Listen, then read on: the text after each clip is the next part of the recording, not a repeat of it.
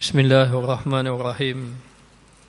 Alhamdulillah Rabbil Alamin. Wassalatu wassalamu ala ashrafil anbiya wal mursalin wa ala alihi wa sahbihi ajma'in.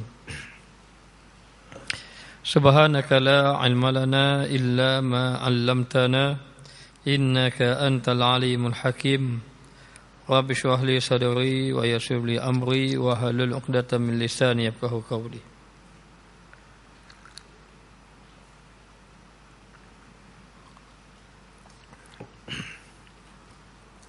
InsyaAllah pada malam ini kita sambung bacaan kitab kita, yakni kitab Mukasyafatul Qulub yang dikarang oleh Al-Imam Al-Ghazali.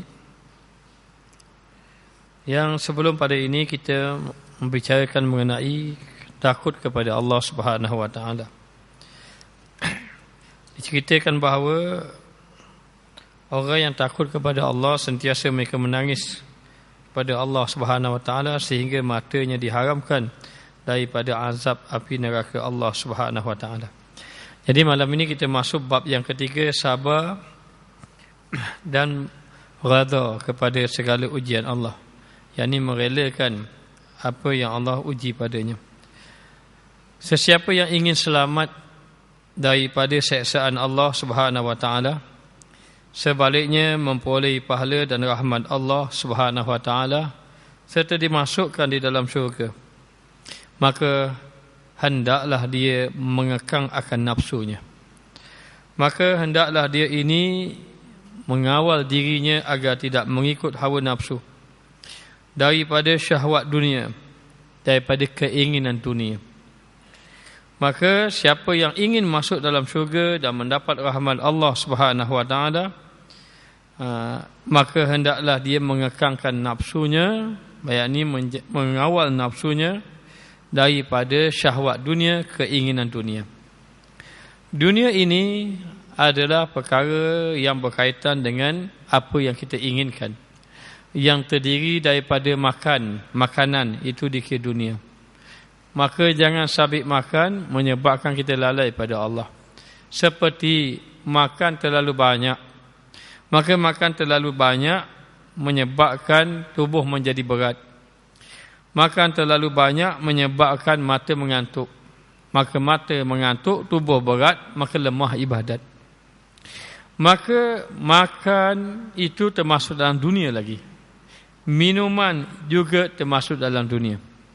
Termasuk perkara dunia lagi ialah pakaian. Pakaian pun begitu. Sayyidina Umar Al-Khattab radhiyallahu anhu memakai pakaian dia 3 helai sahaja. Saya dah 3 helai sahaja. Dan dia bergilir-gilir sampai kepada dia wafat. Hanya ada sahabat, ada golongan seperti tabi'in, Hasanul Basri memakai pakaian indah, cantik dia pakai. Dia beri nasihat. Selalu beri nasihat. Lalu orang bertanya kepadanya, kenapa engkau memakai pakaian yang indah-indah, cantik-cantik? Dia mengatakan bahawa dia membawa agama. Maka dia memakai pakaian begini untuk muliakan agama. Dan dia memakai pakaian indah, nampak mewah, supaya hatinya tidak maknanya nak bergantung pada orang. Kerana bimbang kalau pakai pakaian selekeh sama, nanti terfikir orang akan kesian pada aku, nanti orang bantu aku. Maka sifat macam itu dilarang, apatah lagi pada ahli-ahli ilmu. Sengaja pakai kenderaan yang buruk sahaja, sengaja pakai, boleh mampu tapi sengaja, dengan harapan nanti orang simpati dengannya. Bila simpati dengannya, nanti orang pun akan beri sesuatu pada dia. Maka ini dilarang sama sekali, tidak dibenarkan. Dan termasuk juga dengan perkara dunia itu, selain daripada pakaian, ialah tempat tinggal. Tempat tinggal juga dunia. Maka jangan disibukkan dengan dunia daripada tempat tinggal, yang mana akhirnya kita hanya duduk di tempat tinggal yang hanya melepasi tubuh kita sahaja di liang lahat. Itulah tempat tinggal kita. Itulah tempat kediaman kita. Maka jadikanlah tempat tinggal kita ini luas dengan sebab amal yang kita lakukan di atas muka dunia. Jangan jadikan tempat tinggal kita sempit. Kerana kita mengejar dunia menyebabkan hati jadi gelap, maka gelaplah dalam kubur, maka tidak ada cahaya. Wal iyyazubillah. Selain daripada itu, yang termasuk juga dengan dunia itu adalah perniagaan. Maka perniagaan itu jangan sampai melalaikan kita kepada Allah Subhanahu Wa Taala. Selain pada perniagaan, kita sebut juga pekerjaan. Itu juga dunia yang melalaikan kita. Dan selain daripada itu, dunia itu adalah permainan. Maka disibuk dengan permainan. Permainan. Maka disibuk kita dengan permainan sampai kita tidak melakukan ibadat. Lalai kepada Allah Ta'ala. Dan termasuk juga dunia selain daripada permainan, hiburan. Suka berhibur, hiburan. Maka hiburan juga termasuk daripada perkara yang dipanggil dunia. Dan selain daripada itu, dunia itu adalah termasuk juga dunia adalah anak isteri kita, dunia juga. Sebab itu disebut jangan kamu la tulhikum amwalukum wa amwalikum. Jangan kamu dilalaikan harta benda kamu dan anak pinak kamu. Maka anak isteri itu dunia lagi. Seandainya anak isteri itu melalaikan kita kepada Allah. Selain daripada itu termasuk juga pangkat-pangkat. Orang dapat pangkat, dapat jawatan. Tak kira lah maknanya kalau orang pilih dia dapat pilihan jadi ketua, jadi pemimpin, maka itu dunia. Itu semua dunia yang boleh jadi menyelamatkan dia, boleh jadi membinasakan dia. Maka itu kedudukan, pangkat, itu panggil dunia juga. Selain daripada itu, dunia itu adalah wanita-wanita. Wanita-wanita juga dunia. Maka sebaik-baik perhiasan dunia ini adalah wanita ini perhiasan dunia, tapi sebaik-baik perhiasan dunia adalah wanita yang soleh. Dan seterus juga termasuk juga dunia adalah sesuatu yang menyeronokkan kita, yang terdiri daripada perkumpulan, majlis-majlis, hiburan-hiburan dan seumpamanya. Maka ini semua melibatkan dunia. Baik, yang dimaksudkan menggembirakan, menyeronokkan kita seperti emas, perak dan seumpamanya. Maka hendaklah kamu kekal nafsu kamu ini kepada syahwat dunia. Maka Nabi SAW mengajar kita tentang dunia ini, tentang zuhud terhadap dunia. Nabi sebut izhad fid dunia, jangan kamu tamak dengan dunia. Zuhudlah kamu pada dunia. Yuhibbukallah, Allah kasih kepada kamu. Kalau kamu zuhud pada dunia, Allah kasih. Zuhud ini ada 3 kesimpulan zuhud. Yang pertama, dia bersyukur dengan apa yang ada, zuhudlah dia. Yang kedua, hak dia tak ada, dia tak berangan-angan, dia nak miliki. Yang ketiga, hak dia ada lebih-lebih, dia bagi ke orang. Ini zuhud. Maka zuhudlah kamu pada dunia. Dan zuhudlah kamu dengan apa yang ada di tangan orang. Jangan kita berdampingan dengan orang, kita nak sesuatu yang ada pada orang tadi. Dan terdiri daripada harta, pangkat, nama dan seumpamanya. Maka kalau mau masuk syurga, kekanglah nafsu kamu daripada syahwat dunia. Dan yang kedua, kalau mau masuk syurga, bersabarlah kamu. Sewaktu menimpa apa saja musibah yang menimpa kamu. Bila saja menimpa musibah, maka sabarlah. Ingat, tidak ditimpa musibah kecuali 4. Yang pertama musibah itu ditimpa untuk Allah nak dekatkan diri kita pada dia. Allah kasih kita ditimpa musibah, jadi dekat kita dengan dia. Yang kedua, ditimpa musibah tadi untuk Allah nak didik hati kita. Tak timpa musibah, tak ingat kita pada Allah. Beri musibah, teringat daripada Allah. Itu Allah didik kita. Yang ketiga, Allah nak ampunkan dosa kita, nak hapuskan dosa-dosa kita. Masa sihat kita tak buat pahala banyak, maka Allah Ta'ala nak ampunkan dosa kita. Kerana masa sihat kita banyak dosa, maka Allah Ta'ala nak ampunkan dosa kita. Dan nak memberi kebaikan kepada kita. Maka yang ketiga, nak menghapuskan akan dosa-dosa kita. Dan yang keempat, nak naikkan darjat kita di sisi Allah Subhanahu Wa Ta'ala. Maka dikatakan bahawa sebagaimana yang ditegaskan oleh Allah Subhanahu wa taala, innallaha ma'as sabirin, dan sesungguhnya Allah bersama orang yang sabar, dan Allah taala menyukai orang-orang yang sabar. Dan ingat, sesiapa yang bersabar dia akan mendapat kebaikan di sisi Allah. Dan Allah taala telah menguji Nabi Ayub alaihissalam. Nabi Ayub ini kaya dia, akhirnya habis hartanya binasa.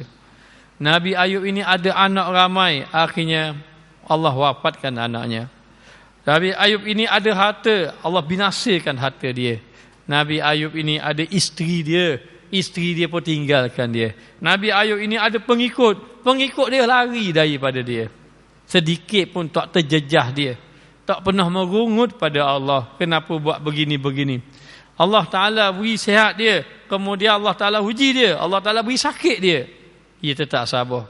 Datang syaitan, hey Ayub, kamu ini Allah tak kasih kamu, sebab tu Allah Ta'ala timpa ujian macam-macam pada kamu. Nabi Ayub tak hiraukan. Nabi Ayub sujud ibadat. Begitulah ketika dapat nikmat, ketika musibah sama je. Akhirnya Allah Ta'ala kembalikan balik. Pengaruh-pengaruh dia, pengikut dia mari semula, isteri dia mari semula. Allah Ta'ala beri kemenangan bagi orang yang sabar. Maka sabar ini ada beberapa perkara, beberapa kategori, beberapa peringkat. Yang pertama sabar dalam melakukan ketaatan. Maka ketika mana kita melakukan ketaatan, kita kena sabar. Sabar dalam ketaatan itu seperti melakukan ibadat dalam keadaan istiqamah. Melakukan ibadat. Yang kedua, yang melakukan ibadat dalam keadaan senang ataupun susah, sakit ataupun sihat, tetap buat amal ibadat kepada Allah. Maka kena sabar di atas ujian. Dan melakukan amal ibadat tadi, sama ada orang mencela ataupun orang puji, tetap beribadat kepada Allah. Maka sabar kepada taat kepada Allah Subhanahu wa taala dalam melakukan taat. Yang kedua, bersabar di atas perkara maksiat ataupun perkara yang diharamkan oleh Allah. Ini lagi payah. Kerana ada orang boleh buat taat tapi tidak boleh tinggal maksiat. Maka dikatakan bahawa yang kedua, sabar daripada perkara yang diharamkan oleh Allah Subhanahu wa taala. Maka sesiapa yang diuji oleh Allah, didatangi oleh satu orang wanita yang cantik, yang ada kedudukan, datang kepadanya lalu ajak berzina, dia pun berkata, inni akhafullah, aku takut kepada Allah, maka dia akan mendapat lindungan awas Allah Ta'ala dekat hari kiamat. Maka bersabar di atas perkara yang diharamkan oleh Allah, yang mana menjauhkan diri daripada maksiat.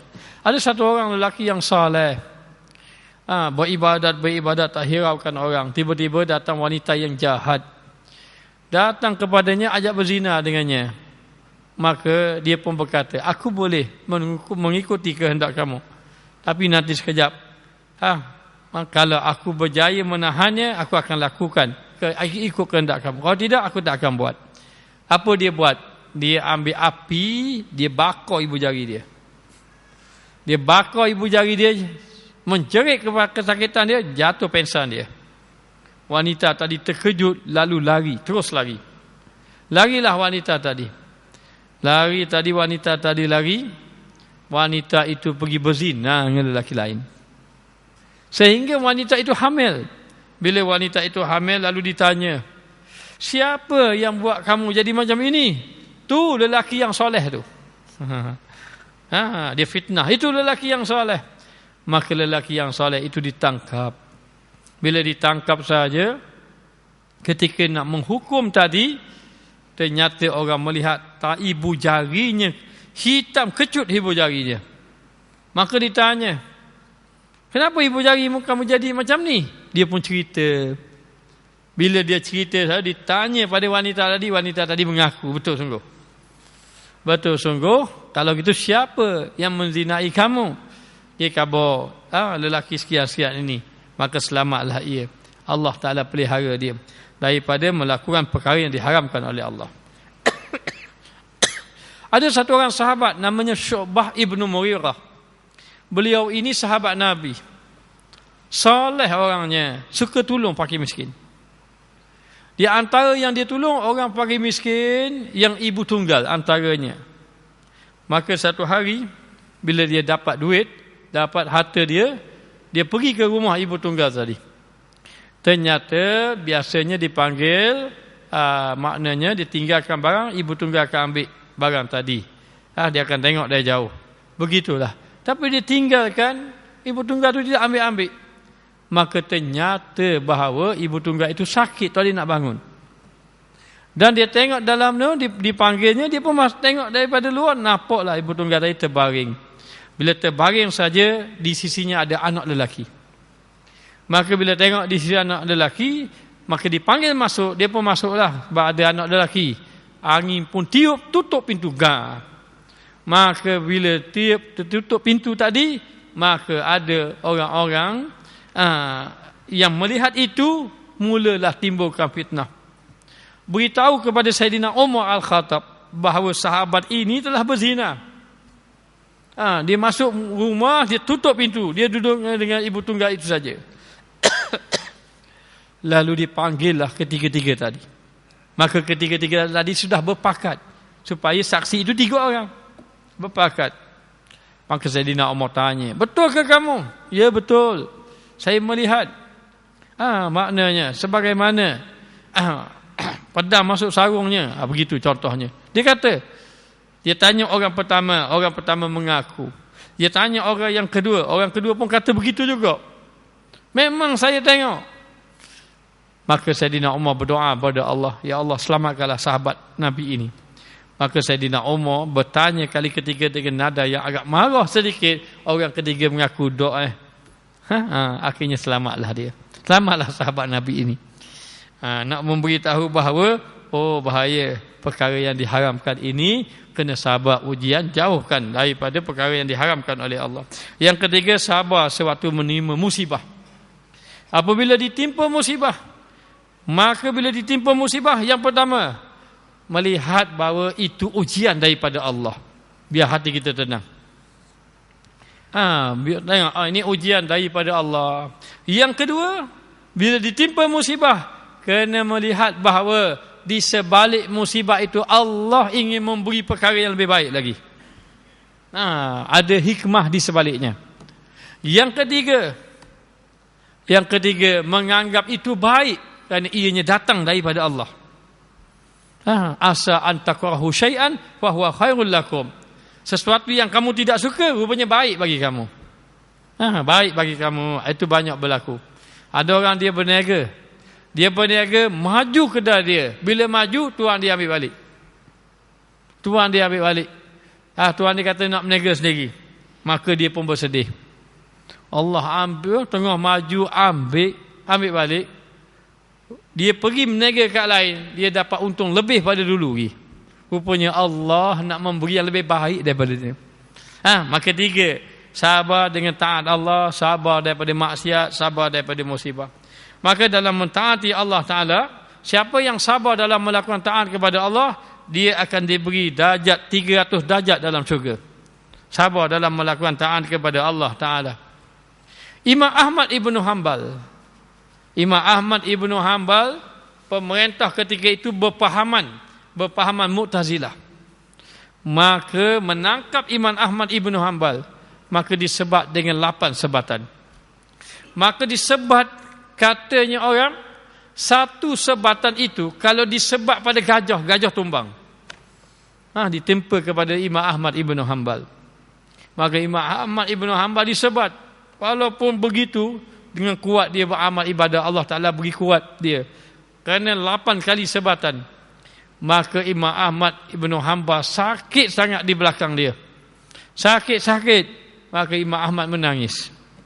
Kenapa Imam Ahmad menangis? Kerana Imam Ahmad Ibnu Hanbal dalam setiap hari dia sembahyang sunat 300 rakaat. Maka dia menangis bukan kerana sakit belakang. Dia menangis disebabkan sakit dia hanya mampu sembahyang 150 rakaat satu hari. Maka menangisnya kerana kurang rakaat, bukan kerana sakit dia. Itu Imam Ahmad Ibn Hanbal. Dalam itu masih lagi sabar melakukan taat kepada Allah. Itu pun selalu berdoa. Dia satu berdoa, dia sebut nama. Lepas dia keluar daripada penjara itu, dia berdoa, dia sebut nama, ya Allah Tuhanku, ampunlah si Anu bin si Anu ini. Maka anak murid tanya, siapa orang yang tuan guru berdoa itu? Itu guru saya. Guru macam mana? Masa duduk dalam penjara, ketika aku bersedih menangis, lalu dia kata, kenapa kamu bersedih? Dia kata, kerana sesungguhnya engkau ini maknanya diuji oleh Allah Ta'ala, kamu masih dapat sabar dalam keadaan kamu tidak bersalah. Sabar dan kamu boleh lagi melakukan ketaatan kepada Allah. Maka teruslah kamu dalam ketaatan kepada Allah dan Allah sedang menguji kamu. Maka kata-kata orang ini, dia menganggap orang ini dah jadi guru dia. Dan selepas Imam Ahmad keluar, satu ketika lepas kuliah, Imam Ahmad berjumpa dengan satu orang, nak jumpa dia. Maka dipanggil nama Imam Ahmad Ibn Hanbal, kenal suara itu, suara siapa? Tahu suara siapa? Suara orang yang sebat dia dalam penjara. Jumpa dia, dengar kuliah juga. Sebab pun dengar kuliah juga. Akhir daripada itu, apa yang berlaku? Sabit dia sebat Imam Ahmad Ibn Hanbal, Allah butakan mata dia. Lepas dia sebat tu, dia kena sakit mata, lalu buta mata dia. Jadi buta dia. Dia minta maaf. Imam Ahmad kata, semasa engkau pukul dalam penjara, aku dah maafkan kamu. Maka kamu tidak ada salah lagi pada aku. Imam Ahmad. Dan sebab apa kamu jadi buta ni? Dia kata, disebabkan lepas aku sebat kamu, Allah Ta'ala timpa dia sakit. Sakit mata. Akhir sekali jadi buta. Imam Ahmad Ibn Hanbal doa ke orang tu supaya Allah kembalikan penglihatan dia. Maka dengan berkat doa Imam Ahmad, orang itu dikembalikan penglihatan dia. Masya Allah, tak ada dendam langsung. Maknanya itu sabar. Orang yang sabar dalam taat dapat 300 darjat. Dan setiap darjat itu sejauh langit dan bumi.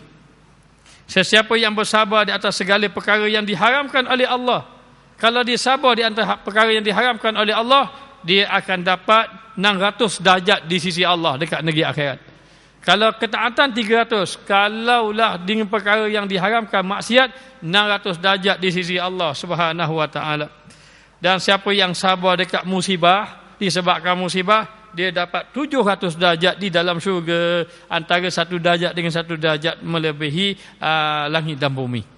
Ini kesabaran orang ketika mana diuji oleh Allah Ta'ala di atas muka dunia. Dan diriwayatkan daripada Nabi SAW bahawa baginda bersabda, Allah Subhanahu Wa Ta'ala berfirman, tidak ada seorang hamba pun yang ditimpa ujian lalu memohon perlindungan kepadaku, kecuali aku berikan kepadanya perlindungan itu sebelum dirinya meminta aku. Maka siapa yang ditimpa musibah, kembali pada Allah. Jangan kita ditimpa musibah, kita cela orang dulu ni, lepas tu baru doa dengan Allah. Jangan. Sebab itu dikatakan, sesiapa yang ditimpa musibah dalam keadaan dia itu lupa pada Allah, jangan salahkan orang lain, salah diri sendiri. Kita tahu orang langgar kita masa naik kereta doa pun tak baca, masa kita naik kereta duk nyanyi-nyanyi pula dalam kereta, lepas tu duk sembang-sembang perkara dosa pula, orang langgar kita duk marah orang. Kata ulama, mu jangan marah orang, mu marah diri kamu sendiri. Sesiapa yang ditimpa musibah dalam keadaan dia lalai kepada Allah, fala talumanna, maka jangan kamu mencela illa nafsak, kecuali diri kamu sendiri. Jangan kamu mencela kecuali diri kamu sendiri. Maka dikatakan bahawa Allah Ta'ala akan memberi perlindungan, kecuali aku berikan kepadanya perlindungan itu sebelum dirinya meminta kepada aku, dan aku mengkabulkan permohonannya sebelum dirinya berdoa kepada aku. Tidak seorang hamba pun yang ditimpa ujian lalu meminta perlindungan kepada makhluk bukan kepada Allah, maka Allah tutup pintu-pintunya untuk menerima permohonan dia. Maka mohonlah kepada Allah apabila ditimpa ujian.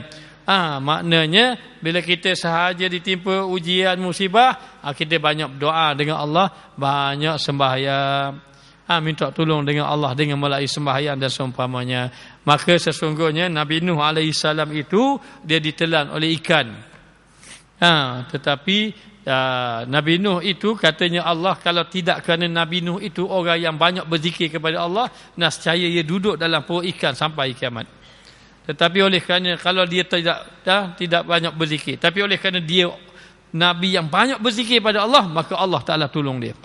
Maka sesiapa yang ingat Allah ketika dia senang, Allah tolong dia ketika mana dia susah. Maka dalam keadaan macam itu, maka sepatutnya bagi orang yang sehat, orang yang berakal, yang mampu menahan diri ataupun bersabar ketika menerima ujian, dia tidak perlu mengadu kepada orang lain.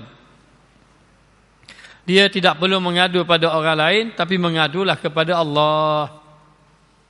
Sebab itu orang-orang yang saleh kalau ditimpa ujian, dia sujud, dia menangis, dia berdoa kepada Allah Subhanahu wa taala, dan dia mengadu kepada Allah kerana dia tahu bersamanya ada Allah Subhanahu wa taala. Maka sesiapa yang ditimpa ujian musibah, dia tak mengadu pada Allah, dia mengadu pada orang ni, maka Allah berkata kepadanya, adakah engkau tidak mempunyai Tuhan? Sedangkan aku ini Tuhanmu, kenapa engkau mengadu kepada selain daripada aku, yakni selain daripada Allah Subhanahu wa taala. Dengan begitu ia akan selamat daripada siksaan di dunia dan juga di negeri akhirat. Jadi kalau kita ada musibah, kita mengadu pada Allah, Allah selamatkan kita, Allah tolong kita. Kalau kita ada apa-apa ujian musibah, mengadulah kepada Allah. Ingat, Allah Ta'ala ini dia timpakan ujian, kadang-kadang dia suruh kita fikir, kenapa ditimpa ujian itu? Kerana Allah tidak mahu kita ini mengasihi Allah bersama dengan yang lain. Maka Allah memerintahkan Nabi Ibrahim sembelih anaknya, kerana Allah tidak mahu Nabi Ibrahim kasih pada Nabi Ismail mengatasi kasih pada Allah. Maka Allah Ta'ala cabut kasih makhluk supaya dia kasih pada Allah Ta'ala. Maka Allah Ta'ala uji demikian. Wa idzi batala Ibrahim rabbahu bikalimatin fa'atammahun. Allah Ta'ala uji Nabi Ibrahim dengan beberapa ujian. Maka Nabi Ibrahim berjaya menyempurnakan ujian tadi. Maka dikatakan bahawa ujian yang berat, cubaan berat yang selalu ditimpakan kepada manusia, siapa yang paling berat? Orang yang paling berat ujian adalah para Nabi dan para kekasih Allah. Asyadul bala al-anbiya. Seberat-berat ujian adalah para Nabi. Kemudian orang yang mengikutinya. Ingat, sesiapa yang ditimpa ujian, itu adalah jalan dia mendekatkan diri dengan Allah. Kerana sesungguhnya orang-orang yang dekat diri dengan Allah, Allah timpa ujian. Dan Allah nak beri kebaikan, Allah Ta'ala timpa ujian. Nabi SAW bersabda, "Man yuridillahu bihi khairan yusib minhu." Sesiapa yang Allah nak beri kebaikan kepada dia, Allah beri ujian pada dia. Bila mana Allah beri ujian kepada dia, dia sabar dengan ujian tadi, dan Allah membalas dengan pahala yang besar, sebagaimana firman Allah, "Innama yuwaffas sabiruna ajrahum bighairi hisab." Sesiapa yang betul-betul sabar di atas ujian Allah, maka Allah Ta'ala beri pahala tanpa hisab. Ini ujian Allah Subhanahu wa Ta'ala. Maka banyak orang masuk syurga bukan dengan ibadat, banyak orang masuk syurga dengan sabar di atas ujian. Sabar di atas ujian Allah Subhanahu wa Ta'ala. Maka Syekh Junaid Baghdadi mengatakan bahawa cubaan itu menjadi lampu bagi orang yang arifin, bagi orang yang mengenal Allah. Sabit dia kenal Allah, hatinya bercahaya, ingat kepada Allah. Ya benar, kadang-kadang kita dapat nikmat, kita lupa Allah. Bila kita dapat nikmat, ramai mana orang sehat, dia tak guna sehat dia pada ibadat. Masa sehat boleh pergi ke masjid, tak pergi lagi ke masjid. Masa sehat boleh dia beribadat. Ada harta, ada kesihatan, mampu pergi ke Mekah, tak pergi lagi ke Mekah. Bila nak pergi ke Mekah? Bila tempat ujian, baru nak pergi ke Mekah. Bila berasa nak pergi belajar ilmu, bila berasa nak beribadat, bila ditimpa musibah, barulah rasa, Allah, kalau aku sihat aku nak pergi masjid, kalau aku sihat aku nak pergi belajar ilmu Allah Subhanahu wa Ta'ala. Tidakkah? Kalau begitu, maknanya ketika ditimpa musibah, hatinya mula dah ada cahaya nak dekat daripada Allah. Maka benarlah kata Syekh Junaid Baghdadi, cubaan ujian itu menjadi lampu cahaya bagi orang arifin yang mengenal Allah Ta'ala. menjadi penyedar bagi orang-orang yang berjalan nak menuju kepada Allah Ta'ala.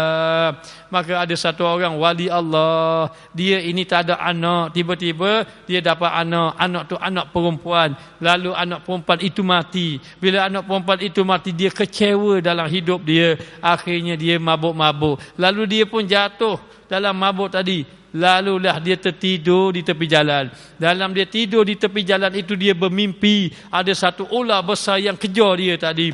Maka dia lari ketakutan. Tiba-tiba dia tengok ada satu orang tua saja duduk semayang situ. Dia pun pergi kat pocik tadi. Pocik, tolong saya. Pocik, tolong saya, ular besar nak kejar saya. Pocik tu kata, aku sendiri pun dogok. Macam mana nak tolongmu? Maka lari kamu ke sana, lari. Dia pun lari. Ular tu kejar lagi, lari. Pergi kat pocik tadi. Pocik kata pergi ke sana. Kat sana ada orang-orang soleh, ada orang-orang yang Allah Ta'ala beri kebaikan pada dia. Pergi ke sana. Dia pun pergilah. Ular tu kejar lagi dia. Dia pun panggil, tolong. Tiba-tiba ada satu suara menjawab dia. Ayahku. Anak perempuan dia datang dalam mimpi. Bila anak perempuan dia datang saja, pegang tangan dia, ular tadi menghilang. Lalu anak perempuan tadi nasihat padanya, ayah, bertaubatlah kamu pada Allah. Bertaubatlah kamu kepada Allah. Ayah tahu tak apa maksudnya? Itu ular yang besar yang kerja ayah, itu dosa-dosa ayah. Itu jumpa satu orang tua, nak bantu ayah, nak tolong ayah, itulah amal ibadah ayah dibandingkan dengan ular yang besar tadi. Maka bertaubatlah. Dia berkejut daripada tidur, lalu dia bertaubat kepada Allah. Maka ini cerita kisah orang-orang soleh. Maka dikatakan bahawa maka ujian tadi menjadi penyedar dia untuk pergi menuju kepada Allah Ta'ala, untuk dia menjadi murid kepada Allah, iaitu orang yang mencari Allah. Maka menjadi wahana kebaikan ataupun jalan kebaikan bagi orang-orang yang beriman. Sebab tu orang-orang yang musibah ini ditimpa musibah, kadang-kadang sabit musibah dia menjadi soleh. Sebaliknya menjadi kehancuran bagi orang-orang yang lalai. Tapi kalau orang itu ditimpa musibah, ada ditimpa musibah semakin lalai, sehingga cubaan yang menimpa diterimanya tadi, kalau dia lalai disebabkan nikmat, tiba-tiba ditimpa musibah, maka musibah tadi menyebabkan dia sabar, mendapat redha Allah, maka musibah itu ada kebaikan baginya. Tapi kenapa kita kadang-kadang marah pada Allah, ujian dan sebagainya? Semua ada kebaikan. Orang-orang soleh dahulu kalau tidak ada ujian selama 40 hari, dia taubat dengan taubat nasuha. Kalau tidak ada ujian selama 40 hari, dia tengok tak ada apa-apa ujian. Rasulullah SAW menegaskan, sesiapa yang menderita sakit satu malam lalu diterima dengan penuh redha dan kesabaran terhadap Allah di atas ujian sakitnya, contohnya sakit demam sebagai contoh, maka terlepaslah ia daripada dosa-dosa. Maka diampunkan dia daripada dosa-dosa tadi, dihapuskan dosa-dosanya seperti di hari pada saat dia dilahirkan daripada perut ibunya. Maka sabit dia sabar kesakitan, walaupun sakit gigi, walaupun demam, tapi dia sabar, maka diampunkan dosa-dosa kecilnya. Maka jadilah dia tidak ada langsung lagi dosa-dosa kecil sebagaimana keluar daripada perut ibu. Kerana itu selagi mana kamu sakit, maka jangan berharap agar segera sembuh. Serahkan kepada Allah. Wa iza maritu fa huwa yashfin. Apabila aku sakit, Allah lah yang menyembuhkan dia. Maknanya, maka serah kepada Allah, kerana ketika itu Allah ingin memberi kebaikan. Ketika Nabi Musa sakit, Nabi Musa mengadu pada Allah. Aku sakit, kata Nabi Musa. Allah Ta'ala kata, wahai Musa, kamu pergi ke tempat sekian-sekian, kamu ambil bahan-bahan ni, kamu campur-campur, kamu makan, nanti sembuh. Maka Nabi Musa pergi ambil bahan-bahan, lalu dia buat sebagaimana yang Allah Ta'ala ajar. Dia pun makan, sehat dia. Kemudian selama beberapa lama dia sakit pula. Dia mengadu, ya Allah, aku sakit. Dia sakit pula. Dia terus ambil bahan-bahan tadi. Bahan-bahan tadi dia pun makan. Tak sehat-sehat. Lalu dia bertanya pada Allah, dulu sehat, hari ini tak sehat. Dulu masa sakitmu mengadu pada aku dulu. Ni sakitmu terus cari obat selalu. Kerana bukan obat yang menyembuhkan. Wa idza maritu wa huwa yashfin. Apabila aku sakit, maka Allah lah yang menyembuhkannya. Ad-Dahhak mengatakan sesiapa selama 40 hari 40 malam tidak ditimpa ujian, tidak ada duka, tidak ada musibah, maka dikuatiri dirinya tidak memiliki nilai yang baik di sisi Allah Subhanahu wa taala. Ini bahaya kalau tidak ada musibah, bahaya. Ini kata Ad-Dahhak. Muaz bin Jabal mengatakan, apabila salah seorang mukmin ditimpa ucubaan berupa sakit, maka malaikat yang menjaga di bahagian kirinya, bahagian kiri diperintahkan supaya membebaskan dia daripada catatan. Maka ketika dia sakit, malaikat belah kiri tak boleh tulis, jangan tulis kejahatan-kejahatan dia, bebas daripada mencatatkan. Kepada malaikat yang menjaga bahagian kanan, maka diperintahkan tulis kebaikan sepanjang dia sakit. Maknanya sebab tu benarlah kata wali-wali Allah. Kata wali-wali Allah, ketika aku sakit, aku lebih suka ia tidak disembuhkan daripada sembuh. Masya Allah. Ini orang-orang yang soleh. Dia faham. Apabila seseorang itu ditimpa sakit, ramai orang yang rasa sakit. Maka kalau dia faham kata Imam Ghazali ini, apabila seseorang itu ditimpa sakit, maka Allah Ta'ala utuskan malaikat kepadanya. Allah berpesan kepada mereka, cuba perhatikan apa yang dikatakan oleh hamba-Ku ketika dia sakit. Kalau dia kata Alhamdulillah, maka ucapan itu akan naik kepada aku. Dan aku Allah Ta'ala yang maha mengetahui, katakan kepada hamba-Ku bahawa sesungguhnya aku akan anugerahkan dia masuk dalam syurga ketika mana dia sakit. Alhamdulillah, katanya dia tadi. Sesungguhnya aku akan memberi kesembuhan kepadanya. Dan aku akan menggantikan dagingnya lebih baik daripada dagingnya sebelum itu. Dan aku akan menghapuskan segala keburukannya. Lepas dia sakit, tubuh dia tak macam dulu, lebih sihat lagi pada dulu. Allah Ta'ala akan beri. Kalau di ketika mana dia sakit, dia berzikir kepada Allah, ingat kepada Allah. Demikianlah kata Nabi SAW dalam satu riwayat. Maka tersebut kisah satu ketika dahulu terjadi di kalangan masyarakat Bani Israel, seorang lelaki fasik yang suka nak menghentikan kefasikannya. Sehinggalah masyarakat keliling menjadi resah dengan perbuatan fasiknya. Mereka tidak mahu tinggal bersama warga yang lain, dan mereka memohon kepada Allah dengan penuh kerendahan diri agar dijauhkan daripada kefasikannya. Orang kampung doa, tamu duduk dengan dia, doa biar dia dijauhkan. Maka Allah mengutuskan wahyu kepada Nabi Musa, dikatakan bahawa di kalangan masyarakat Bani Israel terdapat seorang anak muda yang fasik. Orang kampung dah rusing, dah minta dengan aku, minta dengan Allah agar diusir dia daripada kampungnya, wahai Musa. Sehingga mereka tidak ditimpa korban api yang membakar kampungnya akibat kefasikannya. Kerana zaman Nabi Musa itu, kalau ada orang fasik, boleh Allah Ta'ala turunkan api binasa habis satu kampung. Ini pernah berlaku zaman Nabi Musa. Orang-orang soleh datang, orang fasik seorang buat benda mungkar, Allah Ta'ala turun bala habis satu kampung binasa. Maka orang kampung takut, ini zaman Nabi Musa, bukan zaman kita. Zaman kita macam-macam ada pun tak ada benda-benda lagi. Mananya? Maka takut dia begitu. Maka Nabi Musa AS datang menemui anak muda itu dan mengusirnya. Bila saja anak muda itu kena usir, apa yang berlaku? Nampak raya kena tambung minggu depan pula. Wallahu a'lam.